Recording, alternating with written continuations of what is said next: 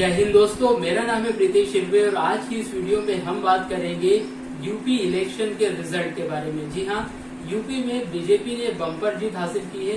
लगभग 270 सीटों का आंकड़ा जो है बीजेपी ने छुआ है इस बार, और वाकई में ये अपने आप में बहुत ज्यादा बड़ी जीत है। और जैसा कि बीजेपी और योगी आदित्यनाथ कहते रहे थे कि यूपी में डबल इंजन की जो सरकार है वो फिर से आएगी, तो बिल्कुल वैसा ही हुआ है। और जिस तरह से एग्जिट पोल इशारा कर रहे थे कि बीजेपी जो है पूर्ण बहुमत से यूपी में सरकार बनाने वाली है, तो यूपी में पूर्ण बहुमत के साथ बीजेपी आ चुकी है और डबल इंजन की सरकार फिर से 5 सालों के लिए चलने के लिए तैयार है। तो इस जीत का जो श्रेय है कहीं न कहीं योगी आदित्यनाथ को तो जाता ही है, लेकिन प्रधानमंत्री मोदी को भी जाता है, क्योंकि प्रधानमंत्री मोदी ने इसमें बहुत ज्यादा एक तरह से जान फूकी है। इस इलेक्शन कैंपेन में मोदी इफेक्ट वाकई में बहुत ज्यादा कारगर रहा है। अगर आपको मैं आंकड़े बताऊं तो प्रधानमंत्री नरेंद्र मोदी ने 32 रैलियां की हैं जो लगभग 200 सीटों को कवर करती है, और इन 200 सीटों में से लगभग 160 पर बीजेपी की जीत हुई है। यानी कि जो जीत का प्रतिशत है वो 80% है। यानी कि मोदी जी का जो स्ट्राइक रेट है जीत का वो 80% के लगभग है। तो मोदी इफेक्ट को यहाँ पर इग्नोर नहीं किया जा सकता है। और जो ये जीत है ये इसलिए भी मायने रखती है क्योंकि ये इलेक्शन 2022 में हो रहे हैं और 2024 में आने वाले लोकसभा इलेक्शन है। तो कहीं ना कहीं जो बीजेपी जो है वो इसको रोड में लेकर चल रही है कि आने वाला जो समय है वो बीजेपी का यहाँ पर रहेगा। ये वर्चस्व की लड़ाई है बीजेपी और कांग्रेस के बीच में। कांग्रेस महज 2 सीटों पर सिमट गई है। अगर आप यहाँ पर देखें तो सिर्फ 2 सीटें ही कांग्रेस को यहाँ पर मिली है। एक इतनी पुरानी पार्टी एक समय पर यहाँ पर बहुत अच्छा वर्चस्व था कांग्रेस का। अगर आप अमेठी की बात करें, रायबरेली की बात करें, ऐसी जगहों पर या इसके आसपास के जो एरियाज हैं वहां पर कांग्रेस बहुत ज्यादा बड़े बहुमत से जीतती थी। लेकिन महज 2 सीटें, वो भी तब जब प्रियंका गांधी जैसी नेता, लोकप्रिय नेता आप कह सकते हैं, एक गांधी परिवार के सदस्य होने के बाद भी यहाँ पर लोगों ने उनको अस्वीकार किया है। तो जो लोगों का माइंड है वो बहुत ज्यादा बदल गया। यानी कि लोग अब नए नेताओं को चाहते हैं, वो नहीं चाहते कि कांग्रेस में वैसे ही पुराने जो गांधी परिवार के नेता है वो कहीं से वापस घूम फिर के आए, और तब आए जब इलेक्शन का समय हो। महज 2 महीने पहले आए, दाल बाटी खाएं, रोटी खाएं, उनके साथ उठे बैठे मंदिर जाएं, ये सारी चीजें शायद अब लोग जो है वो समझने लगे हैं। और कहीं ना कहीं लोगों ने बहुत ज्यादा विश्वास दिखाया है योगी सरकार पर। योगी सरकार का जीतने का पीछे का कारण ये भी है, जब वो 2017 में यहाँ पर आए थे यूपी में, जब उनकी सरकार बनी थी, तब लॉ एंड ऑर्डर बहुत बड़ी चुनौती थी योगी सरकार के लिए। बहुत ज्यादा गुंडागर्दी थी, बहुत सारे जो गुंडे लोग थे या जो बाहुबली लोग थे उन्होंने बहुत सारी जगहों पर अपने कब्जे जमा रखे थे, अवैध कब्जा कर रखा था। तो वहां पर सभी जगहों पर जो योगी सरकार है उन्होंने बुलडोजर चलाया, उन सभी अवैध कब्जों को तोड़वाया। इसीलिए जो योगी है वो बुलडोजर बाबा के नाम से भी बहुत ज्यादा प्रसिद्ध है उत्तर प्रदेश में। तो ये जो योगी की और मोदी की जोड़ी है वो वाकई में रंग लाई है और यूपी में बम्पर जीत बीजेपी को मिली है। अब बात अगर समाजवादी पार्टी की करें तो समाजवादी पार्टी ने यहाँ पर लगभग 114 सीटें हासिल की हैं, जो कि उनके हिसाब से अगर वो देखे तो फिर भी थोड़ा ठीक है अगर कांग्रेस से उनका कंपेयर किया जाए। लेकिन उससे पहले जब 2017 से पहले एक बहुत बड़ी क्षेत्रीय पार्टी थी, यूपी की बहुत बड़ी पार्टी थी समाजवादी पार्टी, बहुत अच्छे वोट मिलते थे। लेकिन यूपी का जो वोटों का समीकरण है वो कहीं न कहीं जाति और धर्म में बटा हुआ है, और बिना इसको समझे यहाँ पर चुनाव जीतना बहुत ज्यादा मुश्किल है। तो ज्यादातर जो हिंदू वोटर्स हैं वो बीजेपी को ही वोट देते हैं, और यहाँ पर अगर हिंदू वोटर्स से बढ़ जाते हैं तो समाजवादी को फायदा होता है। इसीलिए यहाँ पर हिंदू वोटर्स ने बिल्कुल बढ़ चढ़कर हिस्सा लिया है और इसीलिए बीजेपी की जीत हुई है। हालांकि दूसरे समुदाय के लोगों ने भी वोट दिया होगा, लेकिन ज्यादातर जो वोट का परसेंटेज है वो हिंदुओं की तरफ से ही है। अब अगर मैं मुस्लिम वोटर्स की बात करूं तो ज्यादातर मुस्लिम वोटर्स जो है वो समाजवादी पार्टी को ही वोट देते हैं। लेकिन कहीं असदुद्दीन ओवैसी के आ जाने से कहीं न कहीं इससे समाजवादी पार्टी को नुकसान हुआ है। जो लोग समाजवादी पार्टी को वोट देते थे वो जो मुस्लिम समुदाय के लोग थे, उन्होंने इस बार कहीं न कहीं असदुद्दीन ओवैसी को वोट दिया, जिससे कि जो समाजवादी पार्टी है उसको नुकसान हुआ। असदुद्दीन ओवैसी ने लगभग 100 उम्मीदवार उतारे थे, जिसमें से एक भी उम्मीदवार नहीं जीता है, और इस कारण से जो समाजवादी पार्टी है उनके वोटों में 5 से 7% तक की गिरावट हुई है। और अगर असदुद्दीन ओवैसी यहाँ पर चुनाव नहीं लड़ते तो इसका कहीं ना कहीं सीधा फायदा शायद समाजवादी पार्टी को ही मिलता, लेकिन अगर ये फायदा मिलता भी तो भी यहाँ पर जीत जाना बहुत मुश्किल होता, क्योंकि एक तरफा जीत बीजेपी ने हासिल की है।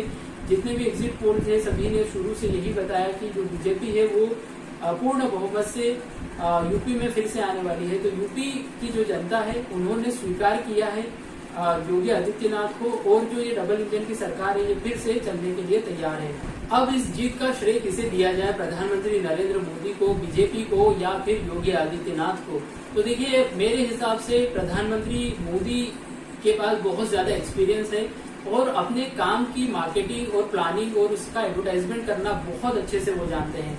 तो ये एडवर्टाइजिंग उन्होंने यूपी में भी की, और ऐसी एडवर्टाइजिंग हम लोकसभा के जो चुनाव 2019 में हुए थे उसमें भी देख चुके हैं। जब प्रधानमंत्री नरेंद्र मोदी साबरमती रिवर फ्रंट के ऊपर उतरते हैं सी प्लेन से, तो कितना ज्यादा कवरेज उस चीज को मिलता है। एक नई चीज लोगों को देखने को मिलती है कि प्रधानमंत्री सी प्लेन से उतर रहे हैं साबरमती रिवर फ्रंट में, गुजरात में, जब 2019 के जो इलेक्शन थे उसके आसपास का समय था। और वैसा ही कुछ अभी प्रधानमंत्री नरेंद्र मोदी ने किया था जब वो यूपी में पूर्वांचल एक्सप्रेस वे की इनॉग्रेशन के लिए गए थे। उन्होंने वहां पर उसका उद्घाटन किया था और वहां पे वायुसेना के कई सारे लड़ाकू विमान उतारे थे, कई सारे भारी भरकम जहाज भी वहां पर उतरे थे।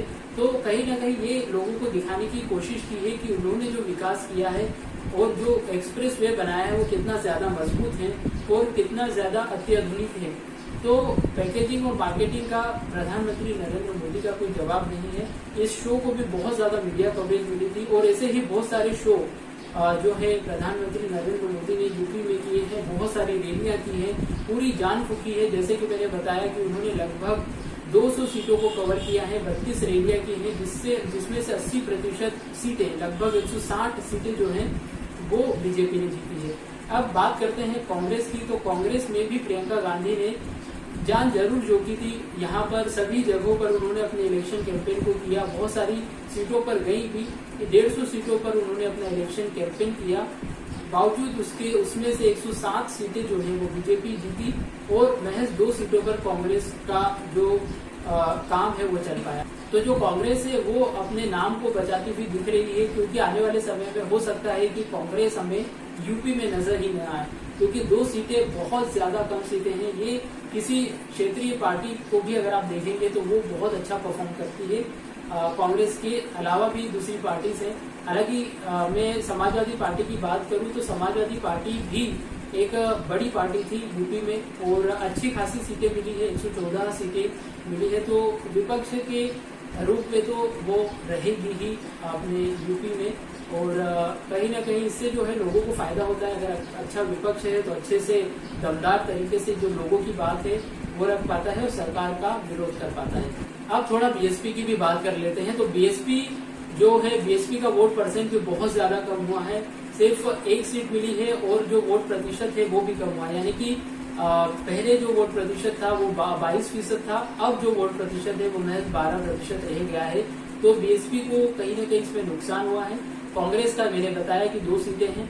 यही कांग्रेस पार्टी एक बार, अगर मैं बात करूं पहले के समय की, 1971 और 1972 के समय की, जब इंदिरा गांधी हुआ करती थी, तो उस समय कांग्रेस पार्टी के पास लगभग 17 राज्यों में सरकारें थी, जो लगभग 80 से 85% जो जनसंख्या है देश की उसको कवर करती थी।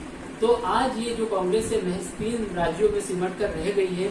तो आज ये जो कांग्रेस है वो महज 3 राज्यों में सिमट कर रह गई है, झारखंड, छत्तीसगढ़ और राजस्थान। तो क्या आने वाले समय में यहाँ पर भी ये सरकार बना पाती है या नहीं बना पाती है? क्योंकि जो कांग्रेस के दिग्गज नेता हैं वो कांग्रेस से बहुत ज्यादा खफा है, क्योंकि उन्हें बहुत ज्यादा मौके नहीं मिलते हैं कांग्रेस में। जो टॉप लीडरशिप है उनकी तरफ से भी इतनी ज्यादा पॉलिटिक्स में वो इतने ज्यादा एक्टिव नहीं है, चाहे वो राहुल गांधी हो, प्रियंका गांधी हो, सोनिया गांधी हो, समय समय पर पॉलिटिक्स करते हैं, फिर कहीं लंबी छुट्टी पर चले जाते हैं। और जो लीडर जो सीरियस है पॉलिटिक्स में, जो सीरियसली पॉलिटिक्स को एज ए कैरियर देखते हैं, कुछ करना चाहते हैं, उन्हें भी ठीक से मौके नहीं मिलते हैं। तो फिर वो उस पार्टी को ही छोड़ देते हैं। तो इसी कारण से जो कांग्रेस है वो कमजोर होती जा रही है।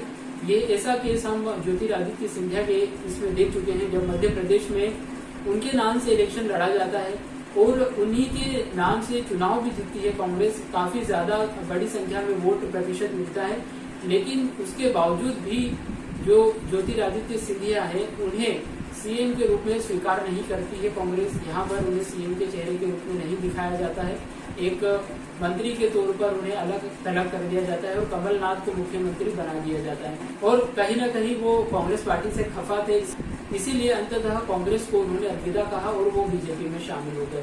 तो कांग्रेस जो है वो वाकई में बच पाती है आने वाले समय में या नहीं बच पाती है, ये हमें पता चलेगा 2024 के इलेक्शन में। फिलहाल के लिए इतना ही, धन्यवाद।